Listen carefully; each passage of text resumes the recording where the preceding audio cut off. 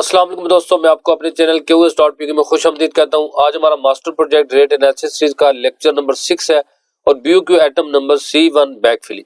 तो आते हैं जी अपनी रेट एनालिसिस शीट के ऊपर।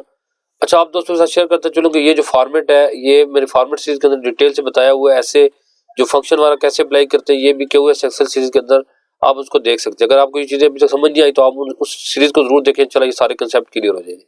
अच्छा, अब सबसे पहले जब भी हम कोई रेट एनालिसिस करते हैं तो क्या करते हैं, यहाँ पर जो उस स्पेसिफिकेशन को कॉपी करते हैं, जिस आइटम का रेट एनालिसिस करना चाहिए उसको यहाँ पर एंटर करते हैं। उसके लिए हम क्या करेंगे, अपने जो व्यू की उसके ऊपर आएंगे। अच्छा, आप दोस्तों के साथ शेयर करते चलो, ये जो मास्टर प्रोजेक्ट का हम इंजीनियर एस्टिमेट तैयार कर रहे हैं जिसमें क्लियरिंग ऑफ जंगल इसकी क्वांटिटीज हो चुकी है, rate analysis, acid demolishing work, excavation work, plain cement concrete, reinforced cement concrete, brick masonry, ऐसे हमारे पास डोर विंडोज और इसी तरह इसके बारबेडिंग शेड्यूल भी स्टार्ट हो चुके हैं। तो आप उन सीरीज को भी जरूर देख लें। और दूसरा दोस्तों, यहाँ पर हमने क्या किया, 4-5 एटम के रेट एनालिसिस कर चुके थे। अब साथ साथ इंशाल्लाह बाकी एटम के रेट एनालिसिस स्टार्ट करेंगे, क्यों आगे हम IPC स्टार्ट करने वाले, तो उसके लिए जो है रेट का होना जरूरी है। तो आपसे गुजारिश है कि अगर चैनल अभी तक सब्सक्राइब नहीं किया तो चैनल सब्सक्राइब भी करें और पहले वाले लेक्चर जरूर देख लें ताकि आने वाले जितने लेक्चर उनको समझना हमारे लिए आसान हो। अब आते हैं जी, हम बैक फिलिंग को करना चाहते हैं। ये आइटम हमने क्योंकि इसकी क्वांटिटी एंड पे की थी इसलिए रेट एनालिसिस के रहते थे, तो आज हम इसके रेट एनालिसिस करते हैं। तो अब क्या करेंगे, इस जगह पर इक्वल डालेंगे, ठीक है। आप वैसे भी कॉपी कर सकते हैं, वहां से कॉपी करके यहाँ पेस्ट कर सकते हैं, दूसरा यहाँ पर लिंक भी कर सकते हैं। इक्वल डालकर वापस शीट के ऊपर आते हैं। जैसे इसका हम करना चाहते हैं रेट एनालिसिस, तो इसको जो है यहाँ पर लिंक कर देंगे और इंटर करेंगे। अब देखिए यहाँ पर वो वही आइटम हमारी यहाँ पर कॉपी हो चुकी है, लेकिन अगर इस पर डबल क्लिक करें तो देखें ये लिंक शो कर रहा है। तो अब क्या करेंगे, कॉपी करके पेस्ट स्पेशल करेंगे और यहाँ पर वैल्यू को सिलेक्ट कर देंगे। अब ओके कर देंगे। अब देखिए लिंक यहाँ पर हट चुका है। अब इसके अंदर कोई चीज़ आप जो है एडिट करना चाहे तो कर सकते हैं। अब इसको देखेंगे और हम सबसे पहले क्या करेंगे, स्पेसिफिकेशन को पढ़ेंगे, क्योंकि जितना भी रेट एनालिसिस होते हैं वो टोटली स्पेसिफिकेशन के ऊपर डिपेंड करते हैं। लिहाजा बहुत ही एहतियात के साथ अच्छी तरह से स्पेसिफिकेशन को पढ़ना होता है। यहाँ पर जरा सी गलती हमें जो है ना वो बहुत बड़ा ना तो नुकसान कर सकती है, प्रोजेक्ट हमारे हाथ से निकल सकता है। प्रोजेक्ट मिल जो हो सकता है कि हम ऐसी गलती करते प्रोजेक्ट मिल तो जाए लेकिन कल उसके आइटम का इतना बड़ा लॉस हो जाए। तो इससे टोटली जो है ना हमने स्पेसिफिकेशन को देखना होता है। तो देखिए मैं एक दफ़ा पूरी स्पेसिफिकेशन पढ़ता हूँ। Back filling under floor and foundation, क्या कह रहा है कि बैक फिलिंग करनी है, चाहे तो आपने फ्लोर के नीचे फिलिंग हो या चाहे फाउंडेशनों में जो बैक फिल होती है वो, विद एक्सीवेटेड मटेरियल। बहुत ही अहम पॉइंट ये कह रहा है, विद एक्सीवेटेड मटेरियल, यानी कि जो हमने खुदाई की है, ठीक है, उसी के साथ ये बात कर रहा है कि चाहे विद एक्सीवेटेड सॉइल कह ले, विद एक्सीवेटेड मटेरियल कह ले, उसी की। अच्छा, including watering, रेमिंग, compacting and 6 inch layers, ये कह रहा है उसमें आपका तो उसको तराई करना, पानी लगाना, उसकी रेमिंग करना, उसको कंपैक्ट करना, फिर 6 इंच की लेयर के साथ, ठीक है, 6 इंच की लेयर्स बनाएंगे उसके अंदर।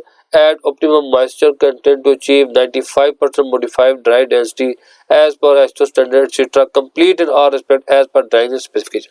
दूसरा क्या कह रहा है कि यहाँ पर 95% मॉडिफाइड ड्राई डेंसिटी उसकी हासिल होनी चाहिए, जो उसका रिजल्ट होना चाहिए वो 95% होना चाहिए उसकी कंपैक्शन का। अब इसके लिए वो पूरा एक टेस्ट होता है, वो टेस्ट फिर वो कहते हैं कि वो टेस्ट करवाओ, उसका रिजल्ट हमें शो करो। अब हमारे सामने ये चीज़ें होनी चाहिए कि बैक फिलिंग कहाँ हो रही है, एक्सवेटेड मटेरियल की बात कर रहा है, ये इंक्लूडिंग वाटरिंग, रेमिंग, कंपैक्टिंग, ये सारी उसके अंदर 6 लेयर्स में होनी है।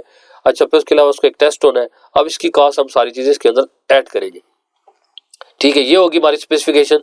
अच्छा, अब आते जी रेट एनालिसिस के अंदर, जैसे हमको इससे पहले जो QS वर्क इन्फॉर्मेशन के अंदर मैंने डिटेल से बताया कि रेट एनालिसिस करते हुए किन किन चीज़ों को सामने रखते हैं, कैसे परसेंटेज, ओवरहेड्स क्या होते हैं, प्रॉफिट क्या होते हैं, आप उसको देखें। चला वहाँ पर आपकी ये जो चीज़ें कंसेप्ट है वो क्लियर हो जाएंगे।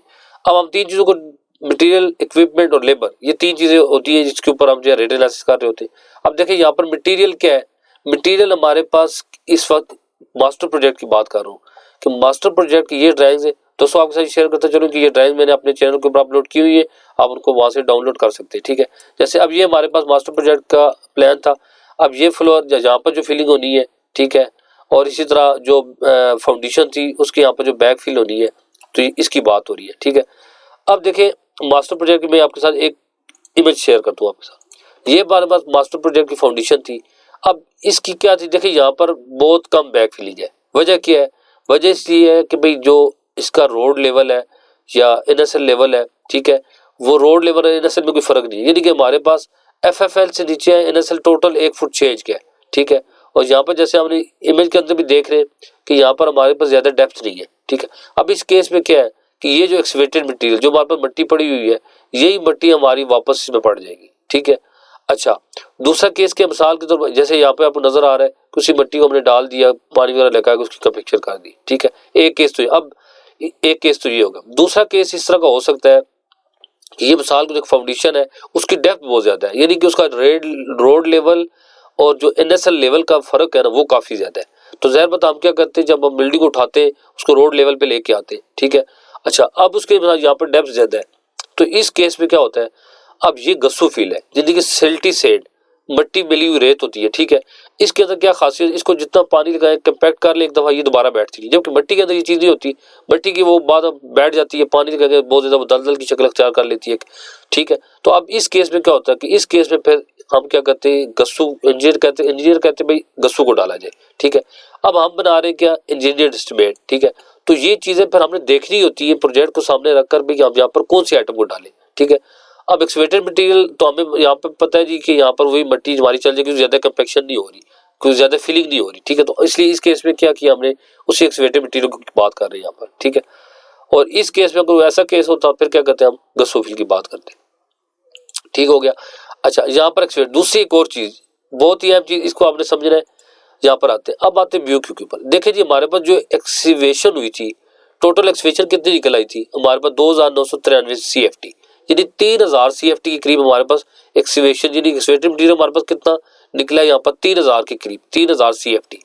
अच्छा, यहाँ पर देखिए बैक फिलिंग कितनी हो रही है टोटल, इन दोनों को अगर काउंट करें तो ये टोटल कितना बनता है, ये 2700 CFT बनता है, तकरीबन 2700 CFT ये बन रहा है। इसका मतलब क्या है कि 3000 CFT हमारी अगर वो, अच्छा ये वैसे भी जो कंपैक्टेड है अर्थात ये उसकी CFT क्वांटिटी है, लेकिन वो जब उसको निकालते हैं वो एक स्वेल फैक्टर होता है 25%, तो वो वैसे ही फैल जाती है। ठीक है। अच्छा, बहरहाल क्योंकि ये भी हमारी वो कंपैक्ट होगी, तो इसका मतलब कि वो 3000 को में से 2700 हमारी अगर वापस बैक फिलिंग होती है तो इजीली इसका मतलब कि हमारा एक्सवेटेड मटेरियल जो है उसी से बैक फिलिंग हो जाएगी। अच्छा, यहाँ पर अगर कोई ऐसा केस होता, ठीक है, केस यहाँ पर ये होता कि इस जगह पर अगर हमारे पास 3000 CFT की जगह सामने का, तो यहाँ पर 1500 CFT टोटल एक्सवेटेड मटेरियल 1500 CFT निकला। ठीक है, और फिलिंग हो रही है 2700 CFT की। तो अब इस केस का क्या मतलब है कि 1500 तो हमारे पास बैकफिल मौजूद है CFT, लेकिन 1500 नहीं है, या बाकी जो मिसाल मैं कहता हूँ कि वो 1200 CFT हमारे पास नहीं मौजूद, तो वो कि फिर बाहर से एक्सवेशन करके उस मिट्टी को यहाँ पर लाना पड़ेगा, जिसका मतलब क्या होगा, उसकी कास्ट के ऊपर जो है वो चीज़ इफेक्ट करेगी। तो ये चीज़ें हमारे सामने हो। ठीक है, अब ये यहाँ पर क्या केस है, इस केस में हमारे पास जो हमारे पास एक्सवेटेड मिट्टी उसी से हमारी बैकफिल पूरी हो जाएगी, लिहाजा हमें कोई बाहर से मिट्टी लाने की जरूरत नहीं पड़ेगी। ठीक है, तो आ जाते हैं वापस शीट के ऊपर। अच्छा, अब देखिए जी, इसको हम क्या करें, इसका जजमेंट करते हैं। मिसाल हम कहते हैं जी, यहाँ पर देखिए बाहर से कोई मशीनरी नहीं आ सकती, कोई ट्रैक्टर वगैरह नहीं चल सकता। ठीक है, कोई और कुछ यहाँ पर नहीं, तो यहाँ पर मैनुअल करना पड़ेगा। ज़ाहिर बात है, ये अब यहाँ पर कोई बंदा कहे जी मैं रेडियो चलाऊंगा या ऐसा करूँगा, तो मैनुअल वो उन्होंने बेल्चू वगैरह के साथ इसको करना होता है। ठीक है, तो यहाँ पर अब जज कर लेते हैं कि मिसाल को कहते हैं ये सारा काम हमारा 50,000 में ये बैग फिलिंग और करके कंपैक्शन वगैरह करके हमारी लेबर इजीली कर लेगी। ठीक है, अब इसको हमने जज कर लिया कि यार हमारा इतना ही खर्चा इस पे आना है। ठीक है, तो अब क्या करेंगे, यहाँ पर आ जाते हैं, इसी जगह पर कर लेते हैं, बल्कि यहाँ पर साइड में मैं कर लेता हूँ। मैं कहता हूँ जी 50,000 ये।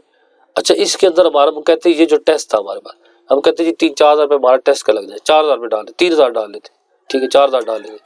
जब मैं कहता हूँ 4,000 इसका ये टेस्ट पड़ेगा, टोटल 54,000। ठीक है, अच्छा मैं कहता हूँ 54,000 डिवाइडेड बाई कितना करते हैं, 2700 CFT हमारे पास क्या हो रही है, बैक फिलिंग, तो 2700 CFT। अब यहाँ से हमें एक रेट का अंदाजा हो गया है कि तकरीबन 20 रुपये पर क्यूबिक फीट हमें बैक फिलिंग पड़ेगी। तो क्या करेंगे, अब मटेरियल कोई नहीं, इक्विपमेंट हमारी मैनुअल जो यूज़ होनी है, लेबर। ठीक है, तो मैं कहता हूँ जी 20 रुपये पर क्यूबिक फीट। अब इस 20 रुपये पर क्यूबिक फीट के अंदर से क्या करना है, कंपैक्शन भी करनी है, 6 इंच की लेयर, वाटरिंग, नेमिंग, सारी चीज़ें और टेस्ट वगैरह ये सारे हमारे इसके अंदर आ जाएंगे। अच्छा, ये चीज़ भी है।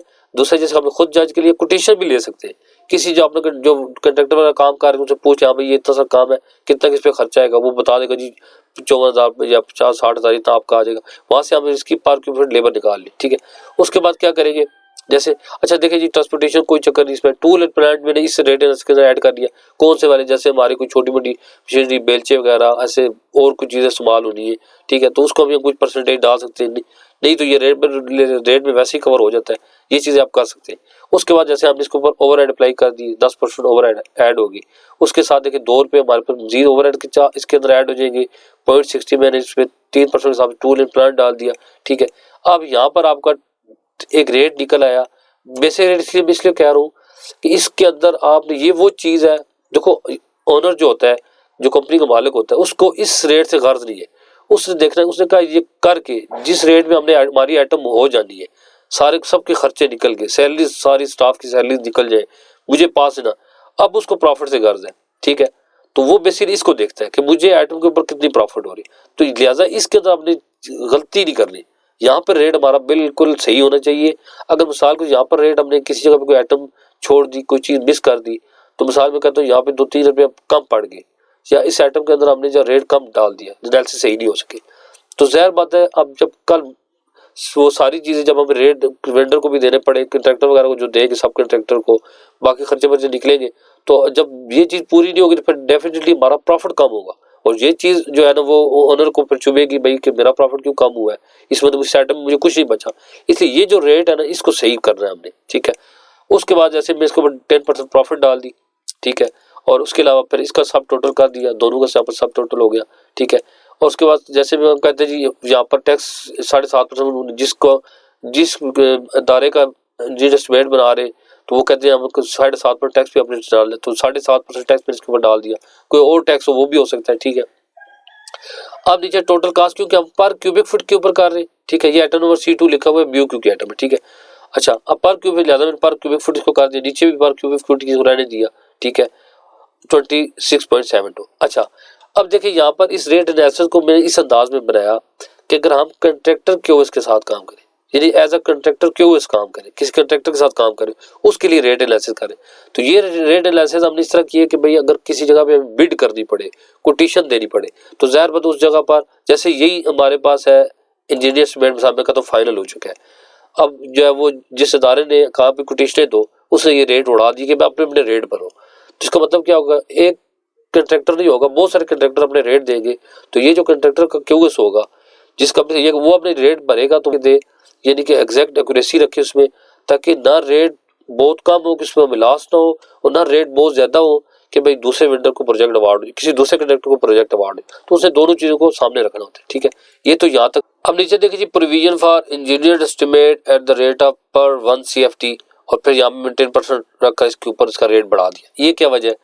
ये दोस्तों यहाँ पर देखिए, ये जो रेट एनालिसिस की है ना, इस रेट एनालिसिस को इतनी डिटेल से किया, तो अगर मिसाल के तौर पे हम किसी कंट्रैक्टर के साथ काम कर रहे हैं, यानी किसी कंट्रैक्टर के साथ काम कर रहे हैं और किसी जगह पे कोटेशन दे रहे, जैसे मैं कहता हूँ ये मास्टर प्रोजेक्ट का जो ये जो वाला जो एस्टिमेट है, ये जो BOQ है, ये फाइनल हो चुका, जिस अदारे ने ये BOQ बनाया, ठीक है, अब उसने बनाकर उसने इसके रेट उड़ा दिए, रेट उड़ा कर फिर खाली BOQ हमें दिया कि, और मुख्तलिफ कंट्रैक्टर्स को दिए कि भाई आप अपने अपने रेट दें कि हम इस प्रोजेक्ट पर काम करवाना चाहते हैं। तो जब हम इस सेंस में काम करेंगे, कोई प्रोजेक्ट लेना चाहते हैं, तो फिर हमने जिस तरह ये डिटेल से वर्किंग किया, एक एक चीज़ को देखा, तब हम इस तरह करेंगे ताकि ना हमारा रेट इतना कम हो कि प्रोजेक्ट तो मिल जाए लेकिन उसके अंदर लॉस हो जाए, या रेट ज़्यादा चला जाए और कंट्रैक्टर भी अपने अपने कोटेशन देंगे, रेट देंगे, तो ये ना हो कि प्रोजेक्ट किसी दूसरे कंट्रैक्टर को मिल जाए। तो इसने क्या करें, यहाँ पर डिटेल से वर्किंग करके हम उस सेंस में रेट देंगे, ठीक है। यहाँ तक तो ये चीज़ आ गई। किसी कंट्रैक्टर के साथ जब हम काम कर रहे थे, उसके लिए प्रोजेक्ट लेना चाहते हैं। दूसरा, जब हम इंजीनियर एस्टिमेट के लिए, ठीक है, यानी हम इंजीनियर एस्टिमेट बना रहे, तब हम ये देखेंगे कि भाई ये जो प्रोजेक्ट है, हो सकता है ये काम अगर जैसे यहाँ पे रेट हमारा जो निकला 29 पे निकला, लेकिन हम इसमें देखेंगे हो सकता है कल रेट ज़्यादा भी हो सकता है, कल हो सकता है 29 पे ना हो, चांसेस ये भी हो सकते हैं कि कल रेट हमें जो है वो 35 में पड़े, या हो सकता है कल रेट कोई हमें 40 रुपये इसका मिले।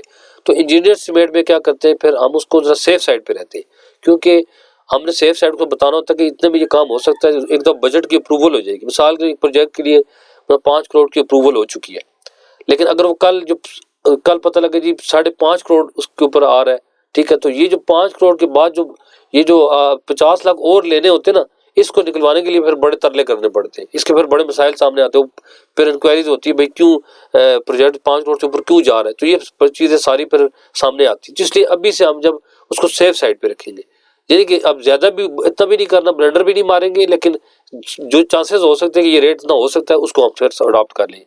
तो यहाँ पर मैंने क्या किया, दोनों केसेस आपके सामने, ताकि अगर कंट्रैक्टर के साथ काम करें तब भी हमें रेट एनालिसिस का पता हो, और किसी जीडीएस मेड के लिए काम में करना चाहे तो तब भी हमारे सामने सारी चीज़ें।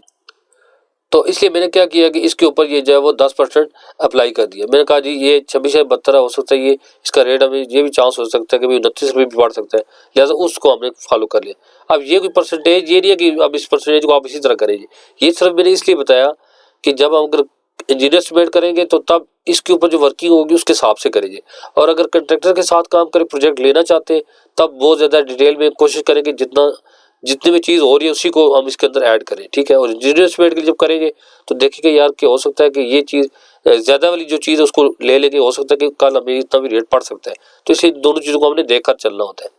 अब देखिए यहाँ पर रेट आ गया जी 29.40। अब आते हैं अपने इसके ऊपर अच्छा ये रेट यहाँ पर मैंने पहले से लिंक कर दिया था, वही चीज़ हमारी दोनों का रेट यहाँ पर आ चुका है, और टोटल अमाउंट यहाँ पर हमारी ऐड हो चुकी है। अच्छा अब नीचे क्या इसका टोटल सम करेंगे, आल प्लस करेंगे, ठीक है। तो ये दोनों आइटम यहाँ से ये इस तरह जो हमारा जो एक्सकेवेशन वर्क है इसके अंदर एक्सकेवेशन बैक फिलिंग, इन दोनों की टोटल अमाउंट यहाँ पर पता चल चुका है, जो मास्टर प्रोजेक्ट के लिए 97,445 है। अच्छा कल जब हम BOQ सबमिट करेंगे तब हम क्या करेंगे, ये जो फाउंडेशन की टोटल क्वांटिटी को एक जगह कर लेंगे रेट, क्योंकि रेट दोनों का एक जैसा, लिहाजा क्वांटिटी को अलग करने की जरूरत है। ये सिर्फ हमने इसलिए किया था कि क्वांटिटी सीरीज में हमारे पास स्टेप वाइज हमारी वीडियो ज़्यादा लंबी ना हो, तो उस हिसाब से फिर मैंने पहले फाउंडेशन को किया, फिर उसके बाद फ्लोरिंग के अंदर जो बैक फिल थी उसको मैंने इसके अंदर किया। तो इस तरह दोस्तों हमारे पास जो है वो आज अल्हम्दुलिल्लाह बैक फिल के जो रेट एनालिसिस हो चुके हैं। दोस्तों अगर आपको वीडियो पसंद आई है और अभी तक चैनल सब्सक्राइब है तो चैनल सब्सक्राइब भी करें, लाइक करें, शेयर करें, और बेल आइकन को बटन जरूर दबाएं ताकि आने वाली जितनी वीडियोस उनका नोटिफिकेशन आप तक पहुंचता रहे। तो नेक्स्ट वीडियो तक के लिए हमें इजाज़त दीजिए। अल्लाह हाफिज़।